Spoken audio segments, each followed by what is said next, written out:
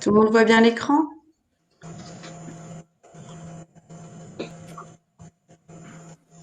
Tout le monde voit bien mon écran? Oui, Oui, C'est parfait. bon? Et est-ce que les personnes qui ont commencé à se loguer nous entendent bien? pour l'instant, il n'y a rien dans le chat, donc peut-être que pas encore. Ça va peut-être venir. Ah oui, si. Bonjour Sylvie. Bonjour Sylvie. Oui, ils nous entendent bien, c'est bien. Bon, super, top. Alors, on est ravis de vous accueillir aujourd'hui pour la matinale du social. On va vous inviter à échanger sur les incontournables du contrat de travail. Alors, pourquoi cet échange? De nombreux entrepreneurs se tournent vers nous se plaignant de difficultés dans leur recrutement. Trouver un salarié, la rédaction du contrat de travail. Nous aurons donc l'occasion de pouvoir interviewer un cabinet de recrutement sur ce sujet pour lister les bonnes méthodes permettant un recrutement réussi, comment tester un candidat, les moyens de communication pour recruter. Nous verrons ensuite les typologies de contrats et en particulier le CDI et le CDD. Ce sera l'occasion de faire un point sur certains aspects pratiques et par exemple qu'un CDI n'est pas obligatoirement écrit, c'est fortement conseillé, mais pas obligatoirement écrit, et que dans certains cas, par exemple, la rupture d'un CDD n'emporte pas droit au Pôle emploi. Nous ferons également un focus sur la période d'essai et aussi la convention collective avec des recommandations pratiques, un point sur la rupture du contrat et la suspension du contrat. Nous rentrerons de façon détaillée dans les spécificités de certaines clauses du contrat de travail, la clause de mobilité, de non-concurrence, avec des retours d'expérience très intéressants de nos experts que je vous présente tout de suite. Donc, nous sommes accompagnés d'Aurélie Van Lint, avocat spécialisé en droit social, Raphaël Pérez, accompagnement et stratégie RH recrutement, Johanna Suska, experte sociale Optima Pay, et Marie Lelieur, expert comptable. Alors, on va se permettre, c'est un sujet dense. Les experts sont en train de mettre leur numéro de téléphone dans le chat. Si jamais vous avez des questions, vous pourrez les contacter après ce webinaire pour pouvoir échanger avec elles. Merci. Alors, les principes du recrutement pour l'employeur, Raphaël. Alors, bonjour à toutes et à tous. Alors, effectivement, avant de parler contrat, on vient de parler recrutement et notamment de parler des principes du recrutement pour l'employeur et d'expliquer qu'est-ce que c'est bien recruter. Moi, mon premier, si j'avais un seul conseil à vous donner, c'est prenez votre temps. Pas de précipitation. Surtout, prenez le temps d'analyser votre besoin. Prenez le temps de faire une fiche de poste qui soit claire et lisible. Et surtout, écoutez votre instinct, votre ressenti. Chez QBRH, on a l'habitude de dire quand il y a un doute, il n'y a pas de doute, dès qu'il y a quelque chose qui vous dérange auprès d'un candidat, ou vous ne savez peut-être même pas l'expliquer, mais voilà, quelque chose qui, où vraiment ça vous dérange, mais surtout, quand il y a un doute, il n'y a pas de doute, et n'y allez pas passer votre chemin. Définir aussi précisément que possible son besoin, c'est ce qu'on expliquait et c'est ce qu'on expliquera aussi tout au long de ce webinaire. C'est les bases d'une future négociation, mais c'est surtout la base du futur contrat. On verra dans les éléments à venir que certaines notions sont indispensables sur le contrat et ça fait également partie de la définition du besoin, entre autres. Donc, en un mot, prenez votre temps, pas de précipitation et surtout anticipez. Un recrutement reste un bouleversement dans une équipe, dans une entreprise. Et surtout, on vous souhaite le bouleversement le plus positif possible. Mais alors, Raphaël, le meilleur moyen finalement de recruter, est-ce que c'est pas de pouvoir tester le salarié? Comment on peut tester un salarié en fait? Alors, on peut tester le salarié, effectivement. On entend beaucoup lors d'entretiens, tiens, on va vous faire passer un test. Alors, le test, il peut être, par exemple, pour un profil développeur, travailler sur un mini-projet. Alors, quand on dit travailler, on s'entend bien, c'est quelque chose qui doit être borné. C'est par exemple 1 heure, 2 heures maximum, où on va donner finalement un exercice à son futur développeur pour voir un petit peu sa logique de code, par exemple. Si on est plutôt sur un profil administratif, un assistant administratif ou une responsable administratif, là, ça va pouvoir passer par des questions. Par exemple, admettons, voilà, c'est votre premier jour de travail, vous avez des piles de documents qui sont à trier devant vous. Comment vous allez vous y prendre pour faire le tri et pour archiver ces documents, par exemple? Mais est-ce que je peux faire un essai? Alors, c'est une question qu'on a souvent. Est-ce que je peux faire un essai pendant une demi-journée, une journée? Donc, je pose la question aussi. Alors, il ne faut Il ne faut pas confondre, et là, je pense que mes consoeurs vont me soutenir, mais il ne faut pas confondre effectivement un test et une période d'essai. La période d'essai, c'est à partir du moment où un contrat a été signé, qui est au minimum d'un mois. Et là, effectivement, vous allez pouvoir voir si le match est effectivement possible entre votre candidat et votre entreprise. Le test, c'est en amont, c'est dans la période, c'est dans le moment de recrutement. Et voilà, c'est ce que je disais, c'est doit dépasser 1 à 2 heures grand maximum. Et si possible, le test doit être réalisé en même temps que l'entretien d'embauche. Tout à fait. Alors, je me permets d'intervenir parce qu'en effet, moi, ça m'arrive d'avoir des questions là-dessus. Des clients qui viennent me dire, bah, en fait, je lui fais faire une matinée d'essai. Alors, comme tu disais, normalement, c'est post-contrat, sauf que là, le contrat, il n'est pas rédigé, il n'y a pas de DPE, etc. Alors là, non, c'est pas possible. On est clairement dans le cadre d'un essai qui devrait être rémunéré et une déclaration d'embauche aurait dû être faite, etc. Donc, attention à ces différences, en effet, entre le test préalable au recrutement et puis un petit essai d'une matinée. Non, c'est pas du tout la même chose. Et je pense qu'on peut faire des tests. Enfin, au niveau du Pôle emploi, il y a des solutions, je pense. Oui, de mémoire, il y avait une sorte d'immersion dans le monde du travail pendant une semaine. Et puis pendant ce temps, la société peut déjà se faire une idée s'il souhaite garder le candidat ou pas. Et puis de l'autre sens, la personne, elle garde son statut Pôle emploi. Donc elle est rémunérée par le Pôle emploi. Ce qui veut dire que de l'autre côté, là, la société n'a pas de somme à sortir. Donc c'est plus qu'avantageux. Donc il faut se renseigner auprès de Pôle emploi si cette possibilité fonctionner pour ce candidat précis. Et est-ce qu'on peut faire un test surprise sans prévenir le candidat?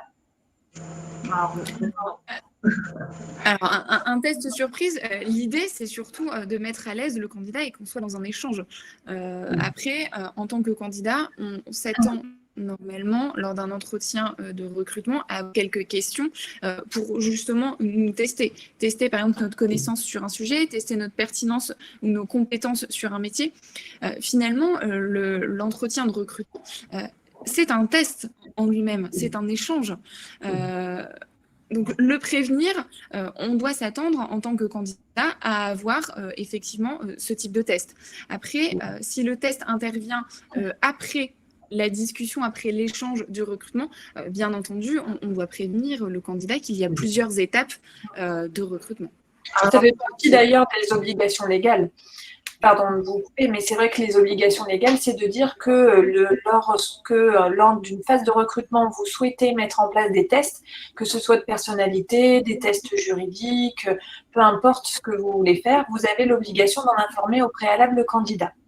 Et vous devez lui garantir aussi que par la suite, les résultats de ce test seront strictement confidentiels. Ils ne sont pas transmis s'il venait à être embauché à l'équipe avec laquelle il va travailler et seul lui-même pourra en prendre connaissance s'il le demande. Et autre petite précision par rapport au test, c'est tout à l'heure Raphaël donnait des exemples pratiques et c'est vrai qu'il y a un élément qu'il ne faut pas oublier, c'est que le test doit quand même être assez fiable et doit se reporter à avoir un degré de pertinence par rapport au poste occupé. C'est-à-dire que vous ne pourrez pas uniquement vous fonder sur de la graphologie, sur de l'astrologie. Ce n'est pas considéré comme des tests fiables. Et pourtant, on le voit, on a encore parfois des employeurs qui demandent des lettres manuscrites en indiquant qu'elle fera l'objet d'une étude graphologique. Vous ne pouvez pas vous fonder uniquement là-dessus. Il faut forcément, pour recaler un candidat, qu'il y ait des tests qui soient quand même beaucoup plus fiables scientifiquement et qu'il y ait une vraie pertinence avec le poste qui sera occupé. Et moi, de mon côté, je sais qu'en tant qu'avocat, il y a des tests qu'on fait très facilement à des assistantes de cabinet d'avocats, c'est de dire, voilà, on a eu tel dossier, on a plaidé, voilà la date de délibéré, vous me faites le courrier au client. Et on voit de suite la formulation. Est-ce qu'il y a des fautes d'orthographe? Pas de fautes d'orthographe et les formulations qui sont employées par la personne. Et de suite, on voit si elle est à l'aise avec les outils informatiques ou la bureautique spécifique liée à certaines professions. Et alors après, pour recruter, est-ce qu'il vaut mieux faire un post sur LinkedIn, sur Facebook? Enfin, quel est le meilleur réseau pour recruter? Alors, je vais très certainement en froisser plusieurs et pas forcément répondre à la question de manière directe, mais encore une fois, ça va dépendre. Ça va dépendre du poste, ça va dépendre de votre secteur d'activité, ça va dépendre aussi de la culture et des valeurs de votre entreprise. Bien entendu, on ne va pas recruter de la même manière et sans jugement, hein, mais on ne va pas recruter de la même manière une personne qui va occuper un poste, par exemple, dans une direction générale, ou alors, par exemple, un électricien. On ne s'adresse pas à ces personnes de la même manière, tout simplement parce que les cultures et les valeurs d'entreprise, mais également du métier, ne sont pas les mêmes. Donc effectivement, le premier réseau social professionnel, c'est LinkedIn, qui peut ouvrir sur tout un panel de métiers et qui peut être utile dans vos recherches et dans vos recrutements. Mais il ne faut pas s'arrêter à LinkedIn. Et ce que je pense surtout, c'est que c'est le relationnel humain qui va faire la différence. Ça marche. Alors, et la négociation préalable à l'embauche? Alors, donc là, on avance encore un petit peu plus dans le cheminement. Votre candidat a passé les premières étapes du recrutement, tout se passe très bien, et vous lui faites une proposition. Et cette proposition, forcément, va passer par une négociation. Dans cette négociation, elle est primordiale, encore une fois, parce qu'elle pose réellement les bases du futur contrat. L'élément majeur d'un futur contrat, notamment du point de vue salarié, c'est effectivement le package salarial. Et en général, quand on parle de négociation, on s'intéresse, en tout cas de la part du salarié, au package salarial. Donc c'est vraiment cette négociation qui va être base du futur contrat. Lors de la négociation, on peut également citer la durée de travail, qui est importante et qui doit être légale, le statut également du salarié, si par exemple il va être étable, s'il va être cadre, les missions, il faut bien entendu que les missions soient le plus précises possible, les avantages, que ce soit par exemple des tickets restaurants, que ce soit une voiture ou du matériel qui est mis à disposition, par exemple. Enfin, la date de prise de poste, et on le verra, et ça, Johanna va le souligner un petit peu plus tard dans le webinaire, mais effectivement, la convention collective auquel le poste va être rattaché. Une fois que cette négociation a été réalisée, moi, ce que je conseille toujours, c'est de faire une promesse d'embauche. Encore une fois, ce n'est pas un contrat, mais c'est une preuve, on va dire, d'engagement moral entre l'entreprise et le salarié. Et l'entreprise, voilà, suite à nos échanges, voilà, on est tombé d'accord sur l'ensemble de ces éléments. Et suite à cette promesse d'embauche, effectivement, le contrat de travail va devoir être rédigé et signé par les deux parties. Mais c'est quand même très important puisque finalement, lorsqu'on va déterminer les missions, ça pose un cadre, je pense, Aurélie. Oui, effectivement. Et justement, on préconise énormément dans le cadre de la négociation, mais également ensuite après pour la rédaction du contrat, de bien fixer les missions d'un salarié. Parce que parfois, vous avez des postes et des intitulés de postes qui sont assez génériques et qui, selon la structure dans laquelle vous allez travailler, ne recoupent pas forcément les mêmes métiers et la même autonomie. Et il est important de le faire, et moi je le préconise d'être très carré là-dessus, soit le mettre dans le contrat, soit dans le cadre après d'une fiche de poste, parce qu'en tant qu'employeur, ça vous assoit aussi votre pouvoir disciplinaire. De dire le salarié sait les contours de son métier, et s'il ne fait pas correctement son métier, il s'expose à ce qu'il y ait éventuellement une sanction. Donc c'est vrai que c'est assez important, et puis parce que en délimitant les missions, par ricochet, on détermine la durée, le statut agent de maîtrise, cadre ou employé, et c'est très important.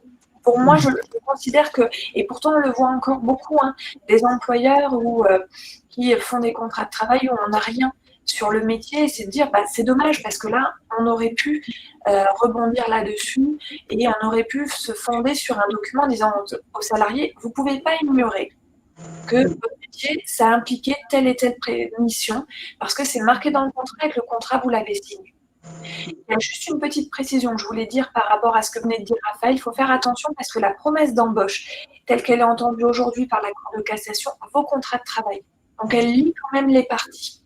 Et souvent, on l'a fait quand votre salarié il est déjà en poste chez quelqu'un et qu'il soit rassuré en disant « Vous pouvez démissionner, je vous fais une promesse d'embauche sur mon papier en tête, listant les éléments essentiels du contrat et vous inquiétez pas, je vous embaucherai à la date qui est convenue. » Et souvent, ça, on le fait quand vous avez des salariés qui sont déjà en poste et qui se disent je ne vais pas démissionner sans avoir un document important.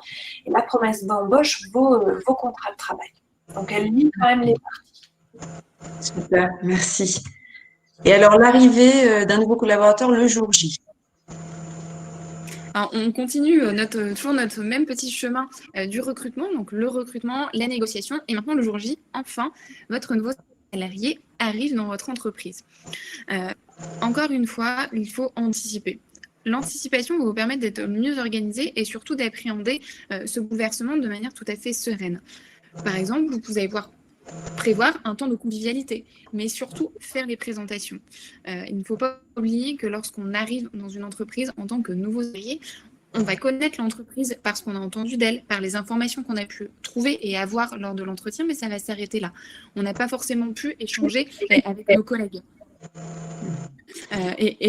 Et là, c'est vraiment l'idée voilà, de faire les présentations pour avoir une bonne intégration de l'ensemble de l'équipe et du nouveau collaborateur. Alors, donc, faire attention à la cybersécurité pour les salariés, ça, on en parle beaucoup, notamment par rapport au Covid et au télétravail. Il y a aussi réunir les éléments administratifs. Je pense notamment aux personnes étrangères, Johanna. Oui, tout à fait. Alors, pour les personnes étrangères, il faut en effet faire attention à bien demander forcément le titre de séjour, à savoir que c'est en fonction des origines de la personne. Donc là, clairement, on n'est plus dans le cadre d'une discrimination ou quoi qu'est-ce. Là, on est clairement dans le droit français et des autorisations de travail en France. Donc là, il faut connaître les origines de la personne. Et puis, par exemple, surtout pas confondre un salarié italien, par exemple, ou espagnol, enfin voilà, qui a tout à fait le droit et l'autorisation de travail en France, puisqu'il fait partie de l'Union européenne, avec un salarié qui est, par exemple, hors Union européenne et qui a un titre de séjour italien. Alors, ce titre de séjour italien lui donne uniquement le droit de travail sur le territoire italien. Ça ne lui donnera pas du tout le droit de travail en France, sur le territoire français. Donc, c'est là où il faut faire bien la différence et il faut demander les bons documents, avoir les titres de séjour, les récépissés de demande, qu'ils soient en bonne date de validité, d'accord. Donc, bien faire attention à tous ces aspects-là qui sont très importants. Super. Donc, et faire signer le contrat de travail le jour J, hein, pas 4 jours après. Alors, effectivement, c'est discutable. Ça dépend du type du contrat, on va le voir tout à l'heure.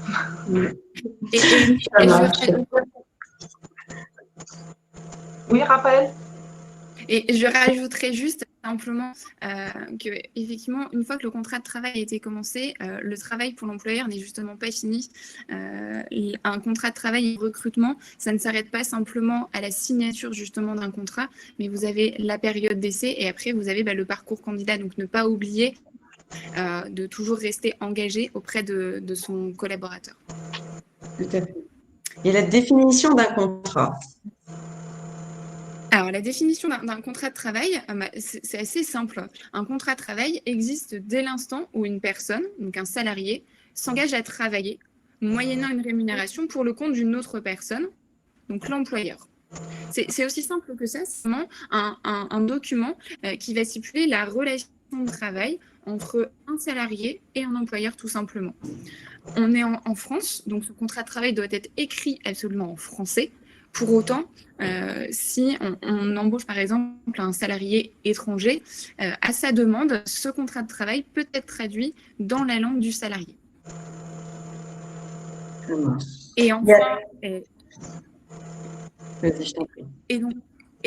enfin, le contrat de travail établit donc une relation, mais cette relation est surtout régie par la loi, par le Code du travail et par la convention collective. Alors, Johanna, c'est quoi la convention collective? Alors oui, ce sont des choses qu'on explique assez souvent, nous, en tant que gestionnaire de paie, expert social à nos réunions. Alors, c'est un accord qui est conclu entre employeurs et salariés et qui vient compléter le Code du travail avec des spécificités d'un certain domaine d'activité. Alors, quelle est l'utilité de cette convention collective? Alors, en fait, elle donne des dispositions spécifiques sur différents points. Par exemple, tout ce qui est lié à l'embauche, ça veut dire la période d'essai, le renouvellement de la période d'essai, la classification d'un salarié, les salaires minimums conventionnels, etc. Il y a des dispositions qui concernent l'exécution du travail, par exemple le travail de nuit, comment on va payer le travail de nuit, le travail de dimanche, tout ça c'est réglementé dans la convention collective, le maintien de salaire en cas d'absence ou d'accident de travail. La convention collective vient aussi donner des dispositions concernant la rupture du contrat de travail parce qu'on peut avoir, par exemple, des montants de l'indemnité de licenciement qui peuvent être plus favorables dans la convention collective que dans le code du travail. On a par la suite les garanties sociales parce qu'elle vient donner des dispositions et puis des obligations à l'employeur en matière de garantie sociale, tout ce qui est obligation de prévoyance ou de mutuelle ou même de retraite supplémentaire. Il y avait de mémoire la convention collective des assureurs assurance courtage qui obligeait l'employeur à contribuer à une retraite supplémentaire pour leurs salariés. Alors, la règle générale, c'est de faire la comparaison entre la loi et la convention collective et puis d'appliquer le plus favorable aux salariés. Par exemple, quand un salarié est en arrêt de travail, on va faire la comparaison entre le maintien de salaire qui est prévu par le Code du travail et le maintien de salaire qui est prévu dans la convention collective applicable dans la société. Et on va choisir la règle la plus favorable aux salariés. Alors, je dis bien qu'il s'agit de la règle générale parce que, par exemple, la période d'essai sera toujours celle prévue par le Code du travail, par exemple. D'accord? D'accord. Et alors, comment on la détermine, cette convention collective? Alors, ça, c'est une question qu'on se pose surtout quand on embauche le premier salarié, par exemple. On prend le premier salarié, puis on se pose la question, quelle est la convention collective qu'on applique? Et donc, en règle générale, c'est le code APE, donc activité principale exercée, d'accord? Donc, c'est le code APE, anciennement appelé NAF aussi, qui est donné par l'INSEE et qui peut déterminer la convention collective. Alors, ce code APE indique déjà quelle est l'activité principale de la société. Donc, on a déjà une indication sur quelle convention collective on peut aller. Mais on peut aussi avoir des cas dans une société dans lequel on pourrait appliquer plusieurs conventions collectives. Et dans ce cas-là, il faut faire des choix. Il faut se référer à l'activité économique principale de l'entreprise. Par exemple, pour les entreprises commerciales ou les auto-entrepreneurs, on va choisir l'activité avec le plus grand chiffre d'affaires. Et pour les entreprises de services ou à caractère industriel, c'est surtout l'activité avec le plus grand nombre de salariés qu'il va falloir choisir et qui va déterminer la convention collective qu'on va appliquer. On peut aussi avoir des cas où aucune convention collective ne sera applicable parce qu'on est un petit peu en dehors. Enfin, c'est un domaine très spécifique d'activité qui, pour l'instant, n'a pas fait l'objet, on va dire, d'une convention collective à part entière. Et dans ce cas, c'est le Code du travail qui prend le relais. Donc, on va uniquement appliquer la loi. Et dans l'autre sens, on peut aussi avoir une société dans laquelle on va appliquer plusieurs conventions collectives. Le bâtiment, par exemple, dans le bâtiment, on a la convention collective des ouvriers, des états et des cadres. Et puis, si on a une société du bâtiment qui embauche, qui a dans sa société, dans sa structure, des ouvriers, des états et des cadres, dans ce cas-là, on va appliquer 3 conventions collectives. La métallurgie, c'est un petit peu pareil. On va appliquer, par exemple, la métallurgie du Valenciennois, mais aussi la métallurgie des ingénieurs et cadres, parce qu'on a aussi des ingénieurs et cadres dans la métallurgie. Donc, voilà. Ouais, la métallurgie, c'est quelque chose. Et alors, quels sont les éléments qu'on doit vérifier dans cette convention collective?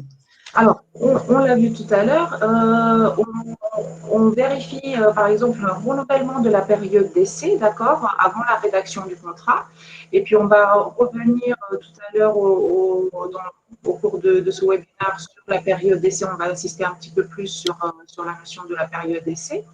On va vérifier la durée du travail et les dispositions concernant la durée du travail, les garanties sociales, la rémunération minimale conventionnelle et puis la classification du salarié, à savoir que ces deux dernières sont toujours entreliées.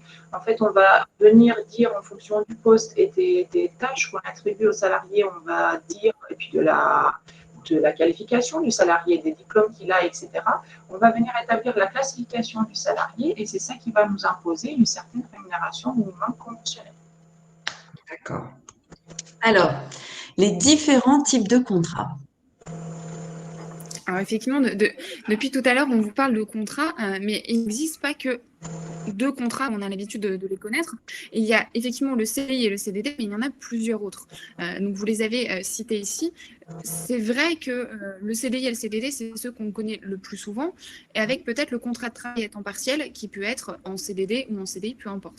Mais voilà, donc si on devait retenir les 2 contrats CDI, CDD, avec des spécificités que vous découvrez sur la slide en fonction des métiers et en fonction également de l'activité de vos entreprises.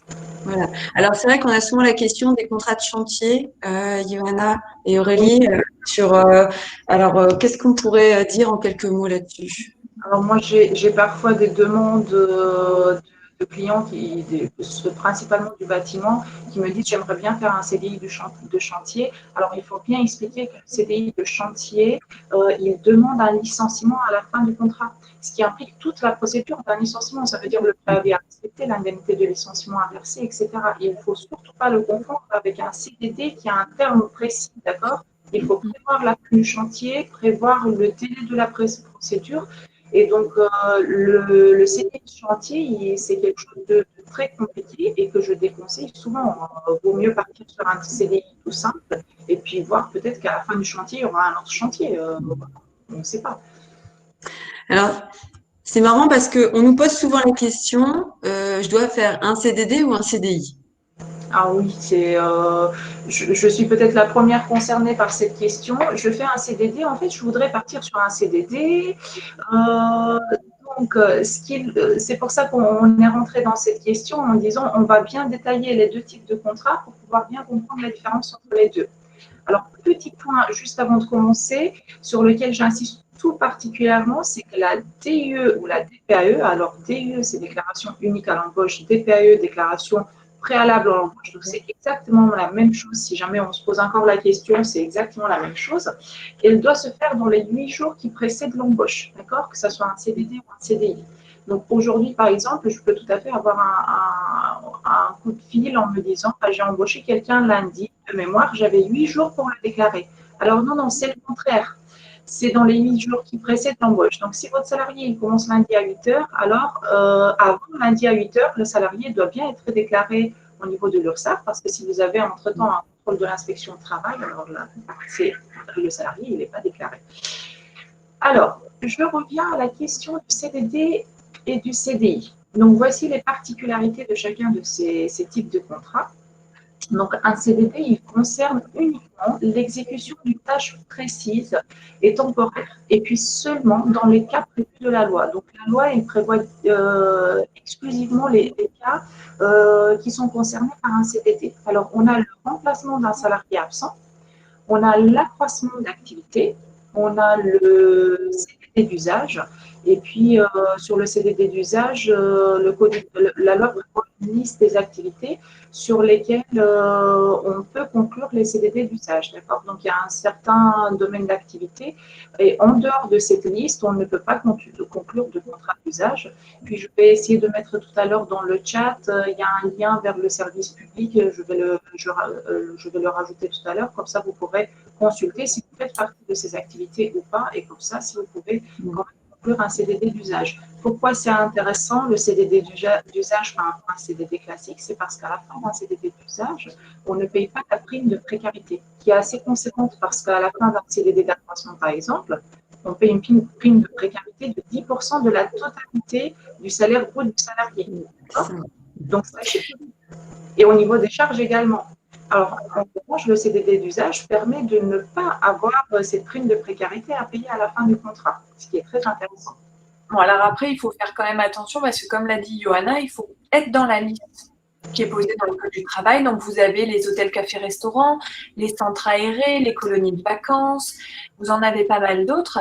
Et c'est vrai que financièrement, ça a un intérêt parce que vous n'avez pas cette prime de précarité. Mais attention, on reste quand même sur la base que ce CDD d'usage, il concerne qu'une tâche qui est précise et temporaire. Et si vous faites partie de la liste, vous ne pouvez pas mettre tout le monde en CDI d'usage. Alors, CDD d'usage. Moi, j'avais attaqué un hôtel dans le sud de la France parce que justement, toutes ces femmes de ménage, elles étaient en CDD d'usage. Et on lui dit à un moment donné, ben non, vous êtes un hôtel, d'accord, vous êtes dans la liste pour faire ce type de CDD, mais vous fonctionneriez pas sans femme de ménage dans votre hôtel.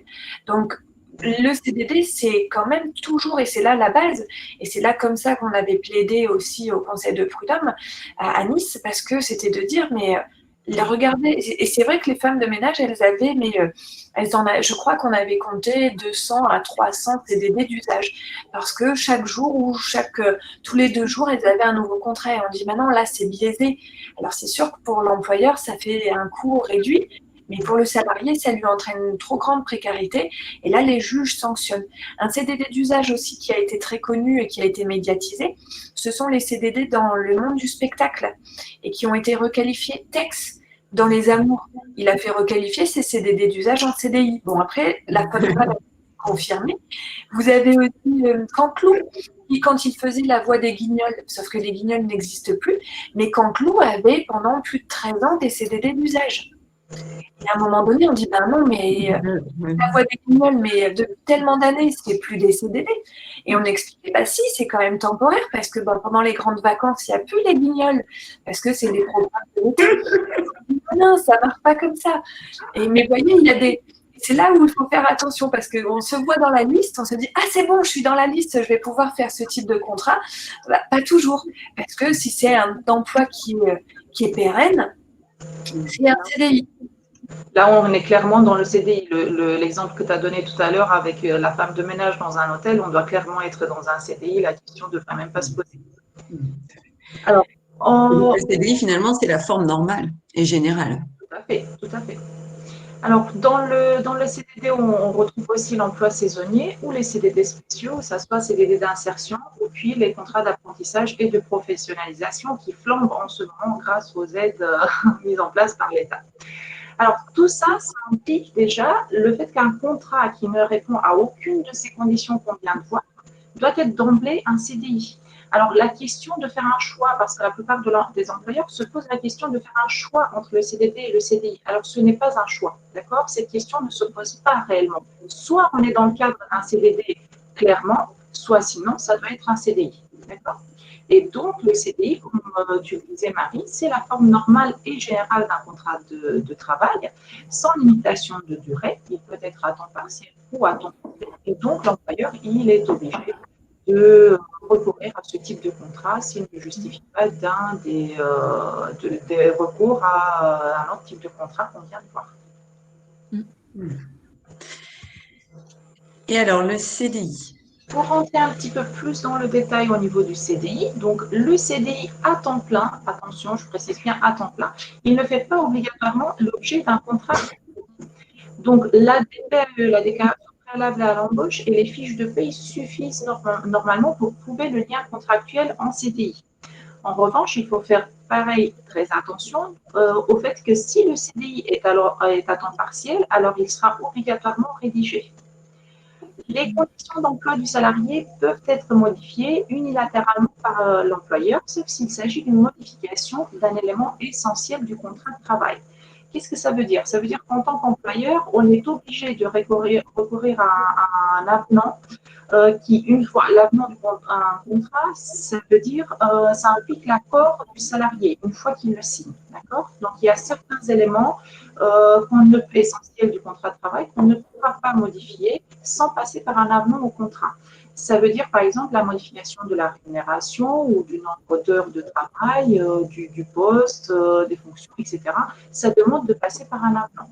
Alors, je me permets de donner un petit exemple parce qu'on pense souvent que l'augmentation du salaire, bah, ça ne peut être que bénéfique. Et donc, du coup, on se dit, bah oui, mais je l'augmente de 30 €, je ne vais pas faire un avenant au contrat pour une petite augmentation. Alors non, 1 € en plus ou 1 € en moins sur le contrat de travail, ça doit passer par un avenant.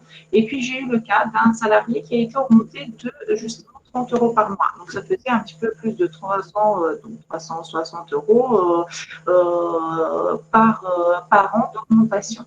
Et en fait, à la fin de l'année, le salarié s'est aperçu que le fait d'avoir un salaire plus important, ben, en fait, il n'a plus la prime de la CAF. Je ne sais plus exactement de quelle prime il s'agissait, mais il avait une prime de la CAF d'environ 900 € qu'il avait perdue à cause de cette augmentation. Donc, réellement, le salarié, il était perdant de 600 € dans l'affaire. Bon, dans ce cas précis, il ne s'est pas… Faire attention quand on augmente nos salariés. Exactement. Alors, dans ce cas précis, il ne s'était pas retourné contre l'employeur, mais tout de même, hein, attention, on passe par un avenant au contrat de travail à chaque fois. Et le CDD? Alors, le CDD, on l'a bien compris tout à l'heure, le motif par rapport au CDD est strictement réglementé, d'accord? Remplacement, accroissement d'activité, on l'a vu. Et ce motif doit faire partie du contrat. On mentionne dans le CDD le motif par exemple, ce CDD, il a été prévu dans le cadre d'un accroissement d'activité.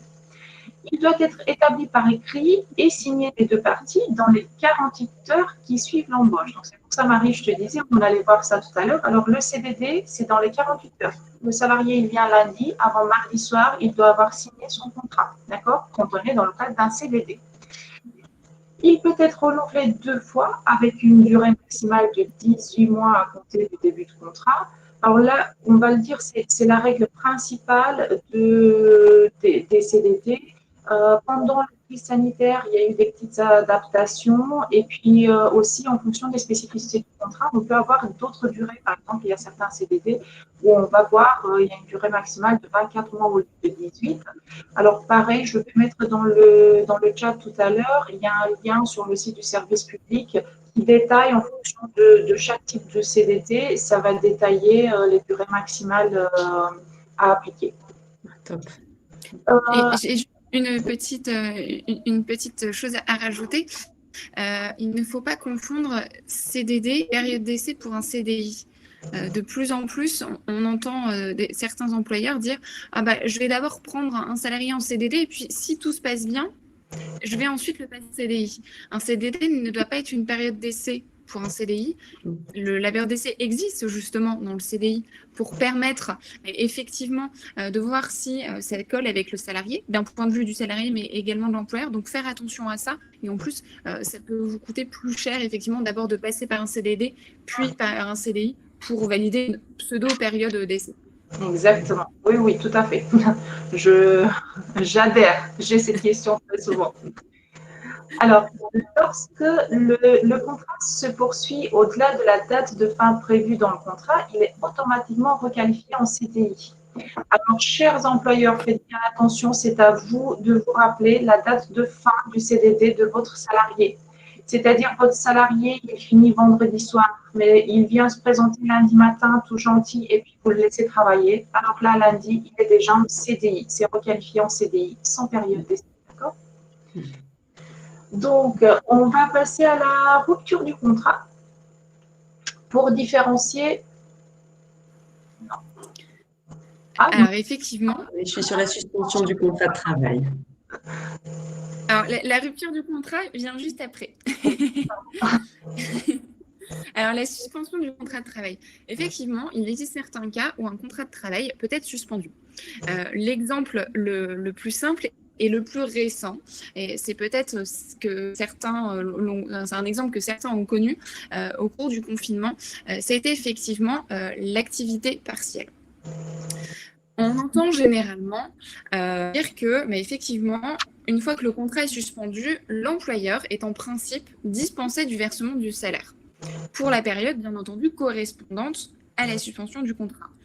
Pour autant, et là, il faut faire attention, il existe des exceptions lors de la suspension d'un contrat de travail où il y a tout de même un versement d'une indemnité. C'est notamment le cas des arrêts maladie, des accidents de travail, des congés payés, de l'activité partielle. Donc là, véritablement, quand on est en congé payé, d'un point de vue salarié, notre employeur nous verse une indemnité. De la même manière, lors d'une allocation, par exemple, lorsqu'on va parler d'un complément employeur lors de l'activité partielle. Une principale raison d'une suspension d'un contrat de travail. Finalement, je les ai un petit peu citées.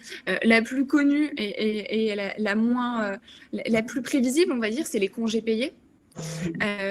Les congés, effectivement, maladie. On voit également les congés paternité, maternité. Voilà. L'ensemble, en fait, des éléments de la vie d'une entreprise où le contrat va être mis en pause sur une durée déterminée. Et à ce moment-là, on est bien donc sur une suspension de travail et sur une suspension du versement de salaire avec tout de même une alerte puisque l'employeur peut être tenu de verser des indemnités.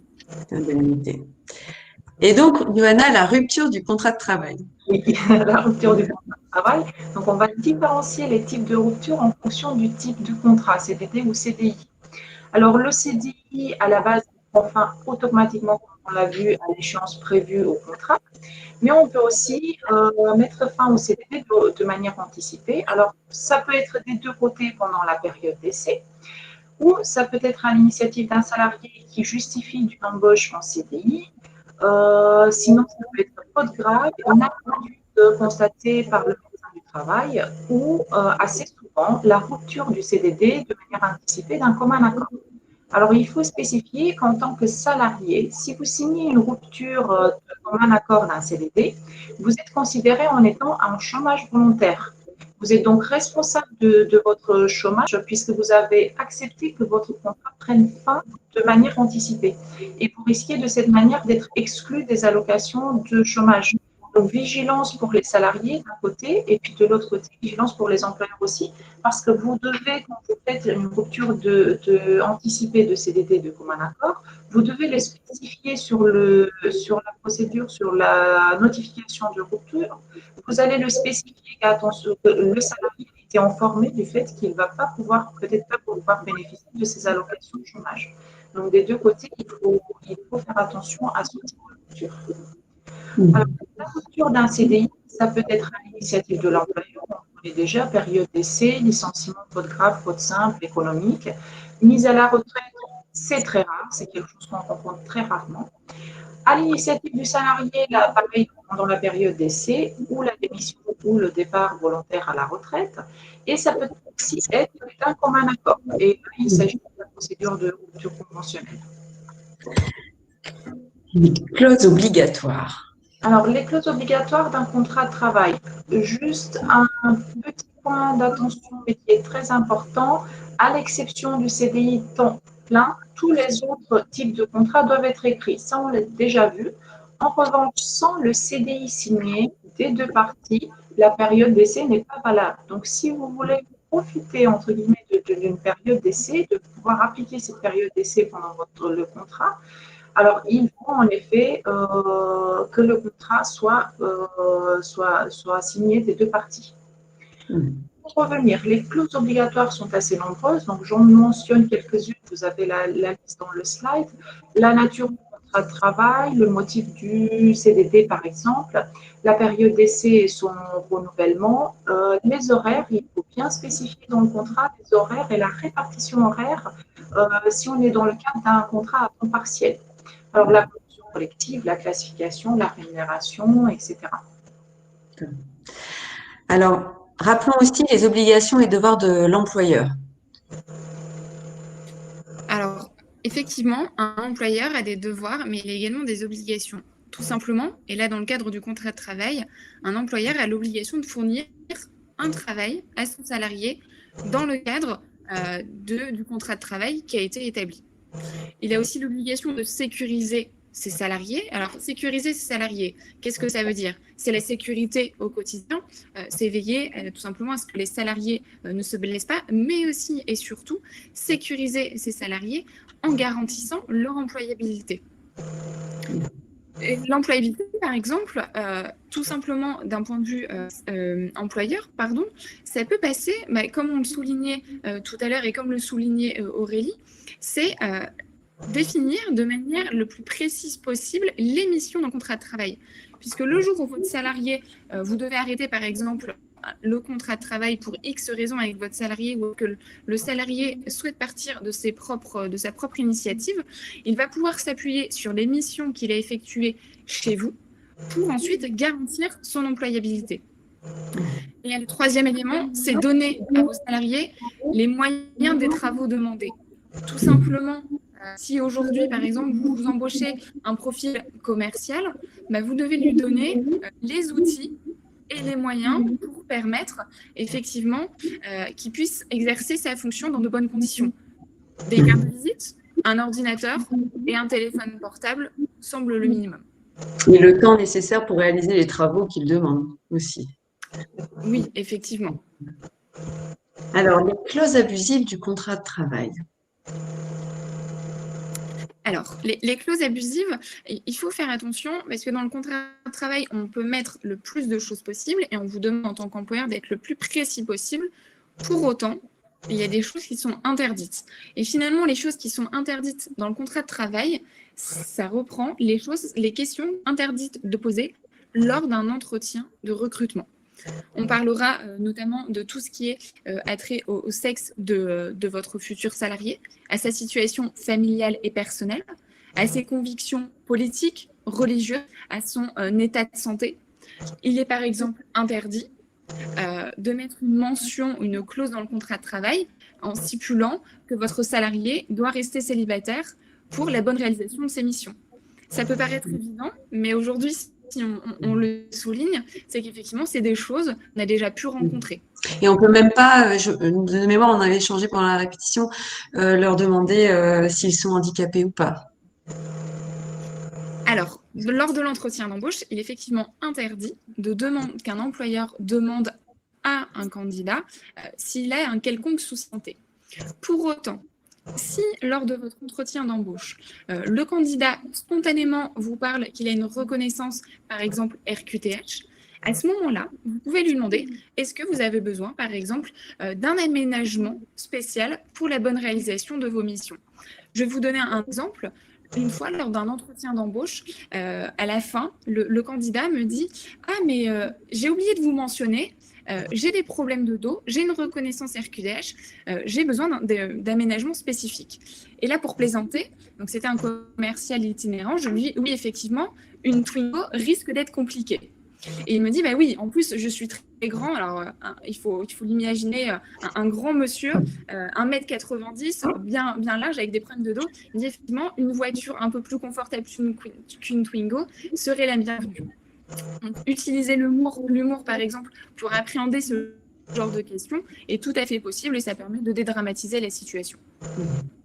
Alors, je pense aussi qu'il y a d'autres sujets parce que finalement, quand on a les reconnaissances handicapées, on peut se permettre au niveau de la déclaration de la taxe handicapée d'avoir certains aménagements. Et c'est vrai que si on n'est pas au courant que le salarié a une reconnaissance handicapée, malheureusement, on peut avoir. Je pense qu'Aurélie, tu avais déjà eu le cas. Oui, moi, les problématiques que l'on rencontre, c'est notamment dans le cadre de la rupture avec une personne qui a le statut de travailleur handicapé. Son préavis, il est majoré. Il est doublé dans la limite de 3 mois.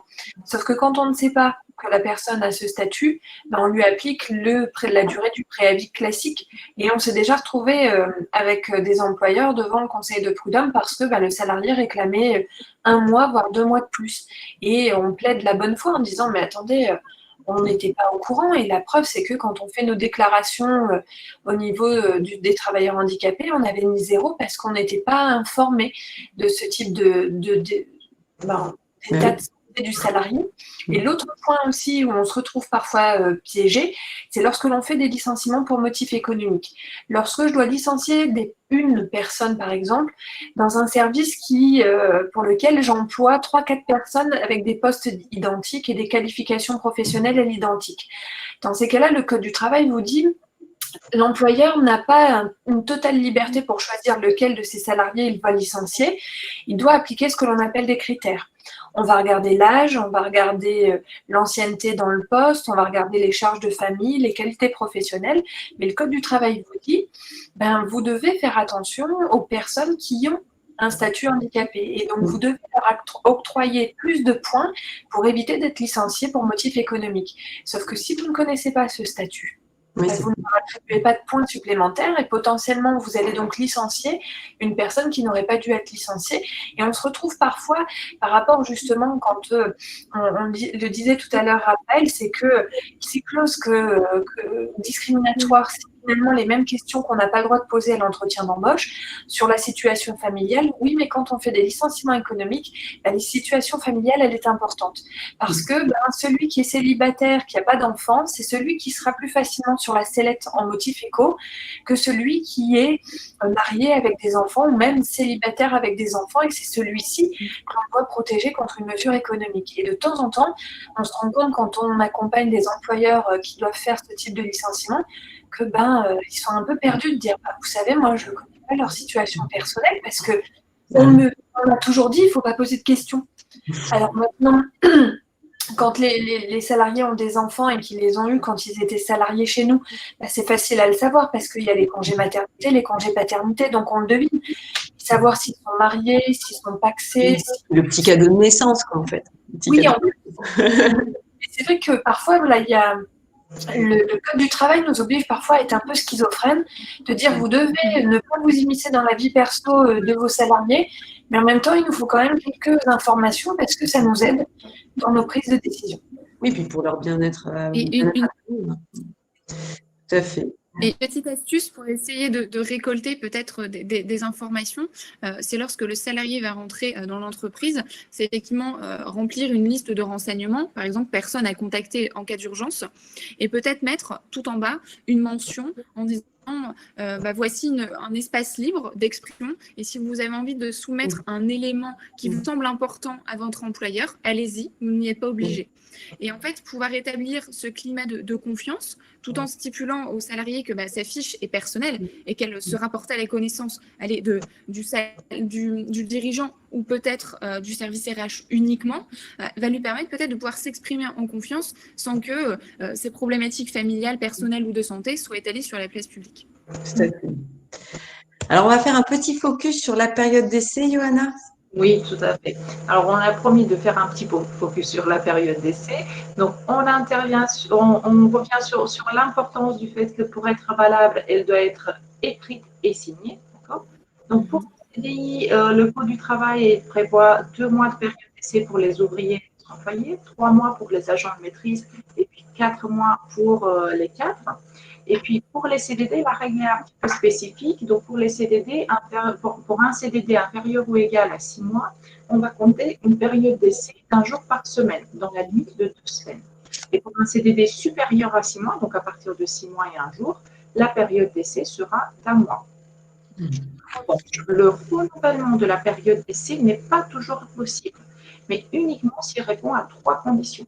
Alors, la première condition, c'est que le renouvellement soit prévu par la convention collective. Ensuite, que cette possibilité soit également prévue dans le contrat de travail qui a été signé, bien évidemment. Et puis, le renouvellement n'est jamais tacite, d'accord ? Il va faire l'objet d'un écrit pendant la période initiale d'essai et pour lequel le salarié donne son accord. Donc, il faut, en tant qu'employeur, créer cette preuve de l'acceptation de la part du salarié. Par exemple, tout simplement, le salarié, il a signé lui approuvé ou bon pour accord. Tout à fait. Alors, rompre la période d'essai, les 2 parties peuvent rompre librement la période d'essai, c'est ce que tout le monde sait. En revanche, on doit le faire en respectant un délai dit de prévenance. Donc, vous voyez dans le tableau à l'écran, quand il s'agit de rompre la période d'essai de la part d'un salarié, c'est assez simple. Ils ont 24 ou 48 heures maximum en fonction de la durée de présence du salarié. Donc, les choses sont assez simples. En revanche, on voit déjà que l'employeur, il doit respecter 2 semaines de délai de prévenance dès que le salarié est présent depuis plus d'un mois dans l'entreprise, ou voire 1 mois, quand il a plus de 3 mois de présence. Et cette question pose souvent problème, car si le délai n'est pas respecté, alors l'employeur est obligé de verser une indemnité compensatrice au salarié qui correspond à cette durée du délai qui aurait dû être respectée. Et cette question est très importante, par exemple une période d'essai qui va finir le 30 septembre. Alors, soit je le prévois à l'avance et le 15 septembre, je dis à mon salarié, je rentre à période d'essai à partir du 30 septembre parce que je tiens compte du délai de prévenance de 2 semaines. Et dans ce cas-là, je le paye tout le mois. Je vais le payer parce que le salarié, j'ai pris l'exemple, le salarié, il est présent depuis plus d'1 mois. Mais en revanche, je peux aussi mettre fin à la période d'essai le 30 septembre même, mais il sort le 30 septembre, mais à ce moment-là, je lui donne une indemnité compensatrice de délai de prévenance de 2 semaines. D'accord ? Donc, c'est quelque chose à vraiment prendre en compte quand on met fin à une période d'essai. Une période d'essai. Ça marche. Merci, Johanna. Alors, on attaque les clauses plus spécifiques dans le détail, clauses de mobilité. Oui, parce qu'on a vu là tout à l'heure les clauses classiques et il faut savoir que vous avez la possibilité de rajouter certaines clauses selon l'activité du salarié. Petit focus qui avait été déjà dit tout à l'heure, il y a deux possibilités lorsque le contrat de travail vit, forcément il évolue. Et il évolue parfois à l'éducation de l'employeur parce que en tant qu'employeur, vous avez un pouvoir de direction et vous avez cette possibilité de modifier votre contrat. Il y a deux régimes distincts. Il y en a un où on va vous dire c'est juste un changement des conditions de travail et je n'ai pas besoin d'avoir l'accord du salarié. Vous voulez garder le même volume horaire de travail de votre salarié, mais décaler les horaires. Au lieu de commencer à 8 heures, il commencera à 8h30 et il finira un peu plus tard. Et bien là, vous l'imposez. En revanche, il y a des éléments pour lesquels, ce qu'on appelle les éléments essentiels du contrat, pour lesquels, là, dès lors qu'en tant qu'employeur, vous voulez faire une modification, vous allez devoir soumettre cette modification à de l'accord du salarié. Et c'est le cas pour le lieu de travail. Le lieu de travail, c'est un élément qu'on considère comme étant essentiel.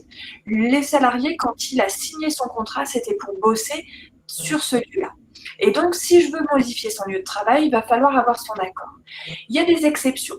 Les exceptions, notamment, c'est de dire, OK, on a tous signé notre contrat pour faire une intervention à Lille, mais si, de manière temporaire et à durée extrêmement limitée, on me demande de faire une intervention sur Paris, je peux l'imposer à mon salarié. On avait vu, il y avait des arrêts qui avaient rappelé cette exception. C'était un salarié qui avait créé un robot.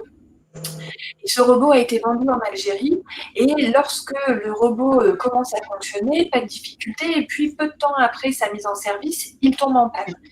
Il a été demandé au salarié qui était un salarié parisien d'intervenir 3 jours en Algérie pour réparer ce robot parce que c'était le seul qui pouvait le faire. Sur place, il n'y avait pas les compétences.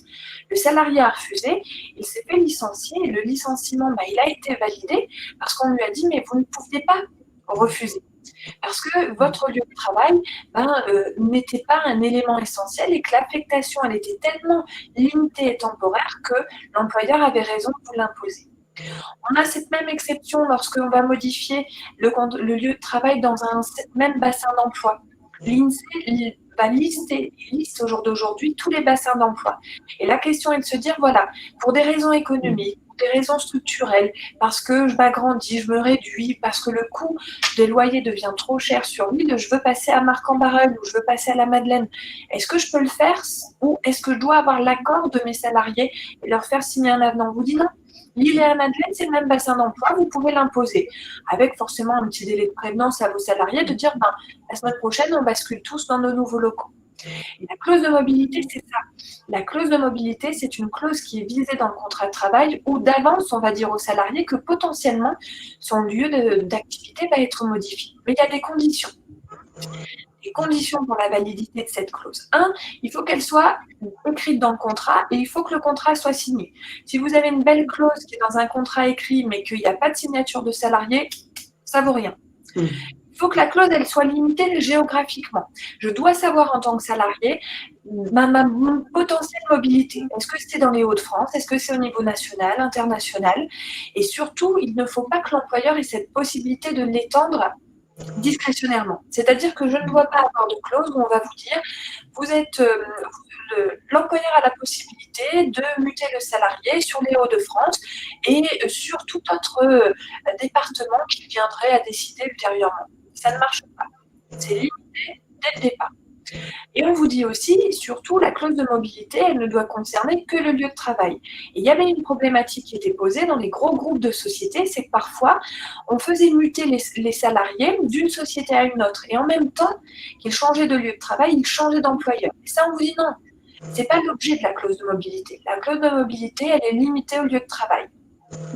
Et dernier point, la clause de mobilité, elle est limitée au lieu de travail, mais elle ne doit pas avoir un motif disciplinaire.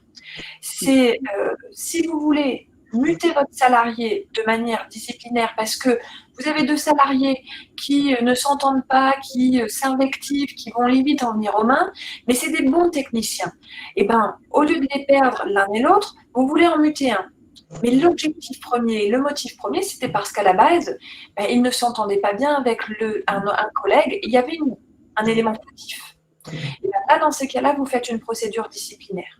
Et là, vous ne pouvez pas muter ce salarié via sa clause de mobilité. Vous devez reprendre une procédure avec une convocation, un entretien et une mutation, une proposition de mutation disciplinaire. Et la clause de non-concurrence. Oui, j'ai vu que dans le cadre des auditeurs, il y avait une personne qui souhaitait parler de cette clause de non-concurrence. La clause de non-concurrence est une clause qui est très spécifique. Alors parfois, justement, je vous ai mis cette caricature parce qu'elle regroupe parfois un périmètre qui est beaucoup trop large. Or, l'objectif de la clause de mobilité, de la clause de non-concurrence, déjà, sur la slide suivante, c'est de vous rappeler que faut pas la confondre avec l'obligation de loyauté. L'obligation de loyauté d'un salarié, elle s'exécute pendant son contrat de travail. La clause de non-concurrence, c'est après la rupture du contrat de travail. Et c'est quoi la clause de non-concurrence? On le voit juste après également au niveau des conditions de validité. Au même titre que la clause de mobilité, que la période d'essai, pour pouvoir être mis en place et pouvoir être effective, il faut qu'elle soit dans le contrat et il faut que le contrat soit signé. Mais on vous dit aussi, pour que la clause de non-concurrence soit valable, il faut qu'elle protège les intérêts de la société. Cette règle-là nous impose de dire que, en tant qu'employeur, je ne peux pas poser une clause de mobilité à l'intégralité de mes salariés. Je vais devoir sélectionner les salariés qui ont, de par leur mission, la connaissance d'informations hautement confidentielles qui, si elles partaient à la concurrence, me porteraient préjudice. Il faut que la clause soit limitée dans le temps et dans l'espace. Et une nouveauté qui a été posée depuis 2002, donc c'est pas aussi ancien que ça, il faut que la clause, elle contienne une contrepartie financière. Et cette contrepartie financière, il ne faut pas qu'elle soit dérisoire. Alors, dans le cadre parfois de ce que quand je suis interrogée par rapport à cette problématique, on me dit ah oui, je sais, la clause de la contrepartie, elle doit être comprise entre 10 et 15% ou 10 et 20%. J'ai entendu dire que ben non, c'est pas si automatique que ça, parce que déjà il faut regarder dans le cadre de votre convention collective ce qu'il en est. À titre d'exemple, par exemple, je sais que Marie, si tu veux poser des clauses de non-concurrence dans ton secteur, toi tu appliques la convention collective des experts comptables, et ben on te dit, pour qu'il y ait une clause de non-concurrence chez toi, il faut qu'elle soit limitée à 18 mois et il faut que la contrepartie financière, elle soit au minimum de 25%. Si tu me dis, ben moi je voulais aller jusqu'à 2 ans et je voulais une contrepartie à 15%, et ben ta clause, elle n'est pas valable. Et ça, il faut bien respecter parce que ces conditions, elles sont cumulatives. Et s'il vous en manque une de conditions, votre clause ne peut pas s'appliquer et votre salarié peut parfaitement aller à la concurrence en faisant valoir qu'il a une clause de non-concurrence dans son contrat, mais qu'elle est totalement invalide. Attention, petite préconisation, parce que je le rencontre chez des clients qui sont coiffeurs notamment. Dans la convention collective des coiffeurs, on vous dit, vous savez, quand vous mettez une clause de non-concurrence, vous avez la possibilité de payer d'avance la contrepartie financière. Donc, j'ai mis une clause de non-concurrence dans un contrat avec une clause qui va empêcher le salarié d'aller à la concurrence pendant 1 an, mais je préfère en tant que coiffeur payer dès le départ à l'embauche cette petite contrepartie financière. Et pendant 1 an, je la paye. La salariée, elle reste, ou le salarié reste chez moi pendant 1, 2, 3, 4 ans. Et à la rupture de son contrat, j'ai pu le payer, cette contrepartie, parce que je l'ai fait de manière anticipée. La Cour de cassation a censuré en indiquant que l'objectif de la clause de non-concurrence, c'est d'empêcher de partir à la concurrence après la rupture du contrat. Donc, on paye après la rupture du contrat. Et vous voyez, au jour d'aujourd'hui, il y a encore cette convention collective des coiffeurs qui prévoit pourtant toujours un paiement anticipé. Et cette clause de la convention collective, elle n'a plus lieu d'être. Donc faites attention quand prenez toujours avis, parce que vous avez des coquilles encore qui peuvent se situer, qui peuvent dans ces cas-là vous porter préjudice, parce que ce coiffeur en l'espèce, il a dû repayer, donc il a payé 2 fois, de manière anticipée et ensuite à la rupture, parce que les juges l'ont censuré. Il faut les délier aussi, je pense, tu me disais. Exactement. Vous avez, et c'est là j'ai eu la problématique avec un client qui me dit, vous savez, moi, mon consultant en informatique, il n'est pas bon. Son savoir-être, son savoir-faire, c'est pas terrible. Je vais rompre sa période d'essai. Et il me dit, voilà, j'ai fait un projet de courrier, est-ce que vous pouvez le regarder? Et je vois que dans le cadre de ce projet de courrier, donc on rompt la période d'essai, on respecte le délai de prévenance, mais on dit aux salariés, en fait, vous avez toujours quand même votre clause de non-concurrence et elle va durer pendant 6 mois. Et là, on a échangé avec l'employeur en disant, mais quel intérêt? Il n'est pas bon. Pourquoi lui payer? Parce que c'est là où il faut que vous fassiez aussi attention quand vous êtes employeur, c'est que la contrepartie financière, il ne faut pas qu'elle soit dérisoire, mais elle est considérée comme du salaire. Donc, il y a des charges sociales dessus. Et comme elle est payée après la rupture du contrat de travail, et comme elle a nature salariale, elle engendre des congés payés. Et donc, vous avez des bulletins de paie à faire avec une indemnité à 25-30%, parce qu'il ne faut pas qu'elle soit dérisoire. Vous avez 10% en plus de congés payés et vous avez des charges sociales à payer. Et là, c'est de lui dire, est-ce que vraiment, financièrement, ça vaut le coup alors que vous-même, vous trouvez qu'il n'est pas bon? Laissez-le partir à la concurrence. Et l'employeur a revu sa position en disant, bah oui, vous avez raison, je vais l'endélier. Parce que cette possibilité, elle doit être d'abord fixée dans la clause, ce qui était le cas pour nous, et on a respecté les délais pour pouvoir l'endélier. Et contrairement à une autre assistante RH qui m'a appelée à son retour de vacances, qui me dit, voilà maître, à la mi-juillet, j'ai délié un salarié, j'ai rompu la période d'essai d'un salarié, et on a une difficulté avec lui, est-ce que vous pouvez regarder? Je ne fais pas de souci. Donnez-moi son contrat, donnez-moi le courrier de la rupture. Et je vois que dans le contrat de travail, ce salarié a une clause de non-concurrence. Et que si je veux délier le salarié de la clause de non-concurrence, je dois le faire à la rupture du contrat de travail. Donc, dans le cadre du courrier de rupture de période d'essai. Sauf que malheureusement, l'assistante RH ne l'avait pas fait. Donc là, je lui ai dit, voyez, donc comment flinguer un petit peu le retour de vacances de l'assistante RH, de lui dire, vous avez fait une petite boulette, c'est que vous ne l'avez pas délié, donc là, vous êtes tenu pendant 18 mois et lui payer 30% de son salaire. Pour quelqu'un qui ne convenait pas à son poste. Il faut savoir, parce que là aussi, et j'en conclus là-dessus, parce que je vois que le temps a un petit peu coulé vite, c'est que même si le salarié n'a pas de clause de non-concurrence, il reste tenu vis-à-vis de vous à une obligation de non-concurrence déloyale. C'est-à-dire que s'il part à la concurrence ou s'il crée une société concurrente, il ne doit pas créer de confusion avec votre activité. Donc, vous avez quand même une marge de manœuvre quand vous voyez que votre fiche client a été ponctionnée par votre salarié et qu'il est en train de démarcher tout le monde. Tout à fait. Et la clause d'exclusivité, rapidement? C'est celle qui va dire aux salariés, vous êtes embauché chez moi et vous ne travaillez que chez moi. Cette clause, on la met notamment quand vous avez des salariés qui sont en forfait jour ou à temps plein pour éviter que le salarié ne dépasse les durées maximales. Cette clause, elle va s'appliquer que pour les temps pleins. Les temps partiels, au contraire, elle est interdite parce qu'on va empêcher le salarié de trouver d'autres emplois, ce qui n'est pas possible. Parce que quand vous êtes un salarié à temps partiel, on considère que vous êtes un salarié précaire. Et donc, il faut que vous puissiez trouver d'autres activités pour avoir une meilleure rémunération. Et après, donc un petit listing. Voilà. J'ai fait un petit pêle-mêle pour vous dire, parce que malheureusement, on est pris effectivement par le temps. Il n'y en a qu'une heure pour ce webinaire, mais il faut savoir que vous avez des possibilités de rajouter des clauses de garantie d'emploi, de dédit formation, quand vous allez payer des formations au-delà de votre plan de formation et que le salarié va partir, vous pourrez demander le remboursement par le salarié. Confidentialité, discrétion, des clauses de conscience qu'on retrouve notamment dans des établissements religieux ou également chez des journalistes où ils ont une clause de conscience ou des clauses d'indivisibilité. Lorsque vous embauchez mari et femme et que vous devez licencier l'un des deux, l'autre contrat saute automatiquement.